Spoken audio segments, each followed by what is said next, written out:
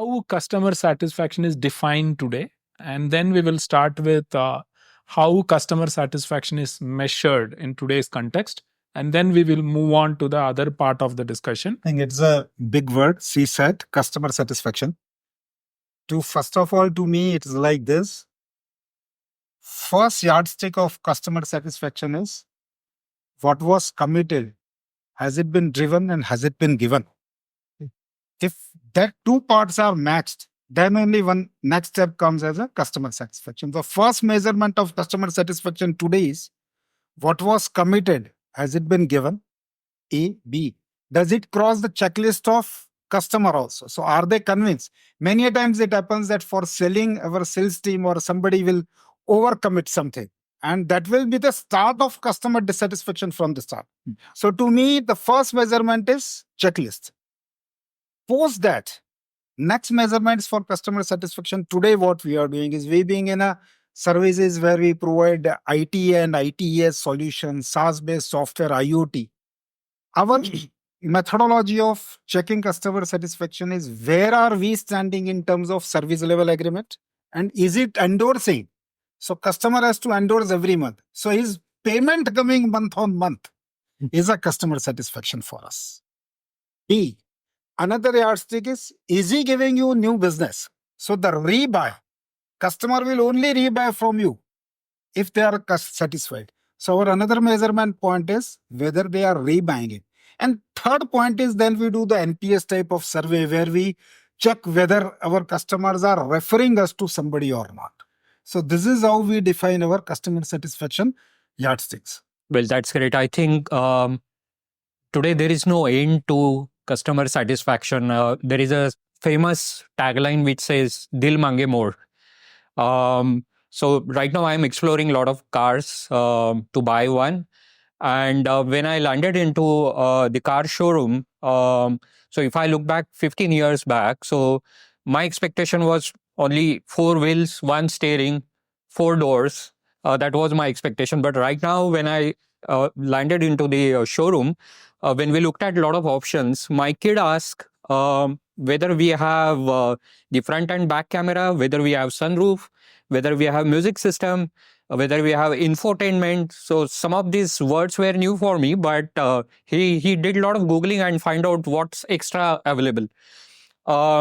The second example is, unfortunately, one of my colleague met with an accident and we hospitalized him. So our expectation was he'll get saline, he'll get first aid and some kind of treatment. So there were packages. So hospital came back and said, okay, this is deluxe, this is executive, this is the usual normal treatment you have. And my friend, my colleague, he said, okay, apart from that, do you have anything else? So there is no end to customer satisfaction right now. So while we put a lot of yardsticks to it, but there is something beyond people are looking for. So that's my take on it. Well, I agree with what you said, about customer satisfaction. But I think the world is evolving to the next level now. Yeah. And when I say world is evolving to the next level, essentially, it's not just about whether the customer is satisfied with your service, he's paying your bills, whether he is rebuying or endorsing, and therefore the NPS. But I think it's gone beyond that to say that is he doing because he doesn't have another option? Yes. Despite of options, if he's doing, then he's satisfied. If he doesn't have an option and tomorrow a new service provider launches, and if the customer moves there, then there is something wrong in your service. So you need to measure and take the satisfaction level to that level also. Yeah. Yes, he's taking your services, availing the services, availing everything. But tomorrow, if there is competition, he should not move away. I think that's the if the customer does not move away, then because today, whether it's mobile service or anything you have, mobile number is also not a hook now anymore because number portability is available. I can take my number and move to any player, any operator. So that's my and today for whatever it say, there are no business where there are no competition. Absolutely. Yeah. So customer is having multiple choices throughout the life. Yeah. In a kind of business what I am into, right, in MBA school, every time we discuss in a faculty meeting to identify first who is the customer, right? And because some of us like me who say that whoever pays for us, they are the customers. Therefore, students are customer. And there is a good number of faculty who believe that since the service what we provide as an education gets consumed by companies, and they say that companies are the customers, right? And this is something what we keep debating, like whose interest we need to serve. And coming back to measuring customer satisfaction, of course, yes, we don't have a very structured method to measure like how a typical corporate measures, but we are very conscious of satisfaction from the student side as well as from the corporate side. And we keep working on improving this. And we have a mechanism to measure the level of satisfaction from various methods. And one good thing is being an academic institute, what is more important is relevant of what we deliver, right? And that relevance get measured as a feedback from the student, and we also get it measured by describing what we do with corporates. So that's the way how we measure, and we keep on improving upon so that we deliver something which satisfy to both the sides. Me being from human resource, so for me the customers are my own employees. Every organization does employee survey. We do this once in a year, for the namesake, and then we publish the results. But we went a step ahead. What we did is, we have brought, couple of green caps and red caps. So we have asked employees, whosoever is dissatisfied, please wear the red caps, and whosoever is happy, please wear the green caps. And it actually worked. People were, there is nothing, no one is pointing out to you and asking you why you are wearing this particular color, right? So that's how we could able to identify in just matter of 15-20 minutes, and we could able to talk to them and address their concerns.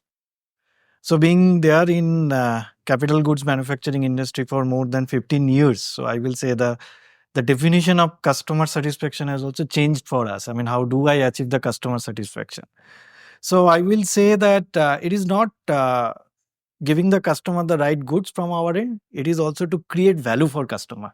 So nowadays, whenever we are going to sell the capital equipment to the customer, we also explain to the customer, okay, how this will add up in its profitability, how it will create ROI, how it will kind of IRR it will generate for the customer. So it is not only matching with the requirement, but also to kind of explain that, okay, how our goods or how this product or help the customer to kind of choose a product which will help, which will contribute to the bottom line of the customer.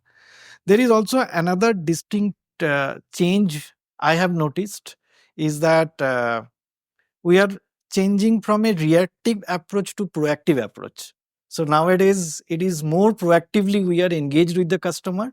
It is not a kind of a troubleshooting. Whenever the equipments have failed, our engineers are kind of running to the customer and helping the customer to get the things fixed. Not that.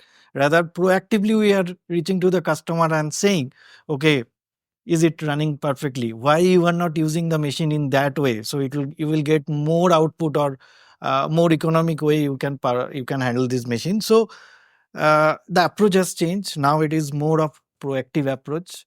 And being from finance, I can say that as I said that it's a value creation for customer. So it's nowadays not only the sales guys accompanies for a discussion with the customer, even the finance guys are also accompanying, because they need to kind of explain this kind of value addition or ROI and all those things to the customer.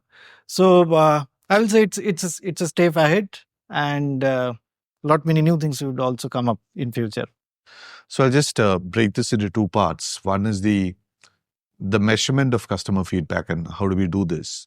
And the second is what exactly is covered under the gamut of customer satisfaction. And I think, as the fellow panelist said, both are changing. So I'll give you an interesting story. So we had a situation where in one of our companies, the NPS scores was consistently over 95%. So everything is great, everything is amazing. But when you actually look at the verbiage the customer has put in, it's not really 95%, right? So then, you dig deeper to understand what's going on. So one is, the way you measure this. Typically, these are, either litter scale or one of these methods. You convert this into certain scores, and then it has its own challenges, right? Because it doesn't capture the voice. It doesn't capture. And if you capture voice, how do you then use a large amount of voice into something which is measurable? That was a challenge of the past. Times are changing. You have text-to-speech converters. You have sentiment analysis. So it's very easy to convert all of this into objective data now. So that is on the measurement side of it, where changes are happening. Second is the experience. What defines customer service or customer satisfaction? Earlier, if you are buying a product, it's a product that defines the satisfaction, whether it is working or not. Now it's the experience from pre-sales all the way till customer service. Everything needs to be captured. So the way you so the gamut of customer service also changes. So I think these are, at least for me, some of the things that are constantly changing and evolving. And both, I believe, the measurement and also the definition of what is customer service, or the points which defines customer service. I think both are important for us. So today it's such a highly competitive market. There is competition in probably every industry. So for us, being a high ticket item, which is real estate, for us, we generally look at the satisfaction right from the pitching point. At the pitching itself, the customer has chosen us. It's a way for us to know that, okay, yes, we are a preferred business because of the competition that's around. And the second part, I think we would divide it into is the experience. Once the customer books it, what smoothness is he getting from our team, etc. So that's how I look at customer satisfaction. If the parameter is 10 on 10 and if you are able to meet that 10 on 10, it still not get that definition of satisfaction. So in that case, how we generate a value, how we give our best to exact matching the requirement with the minimum less time. So if customer wants something on 11th hour, we are ready to provide that. So this is how we meet that satisfaction level. So customer satisfaction is not just about a particular person as an individual. It is also about a brand that we create about ourselves or about the organization. I'll just give a live example kind of thing which L'Oreal had done in the past, and that's a case study which I usually follow when I'm into the HR recruitment and all those areas. So in that, what happened is it is co-linked with the candidates who are applying for any opportunities, right? How the recruitment team responds to it, how they are able to give that feedback or one-on-one with the particular candidate to the recruiter. That feedback was important. Why? Because when they did some lot of analytics out of it, they found that a lot of candidates who had applied, they were using those L'Oreal products as well.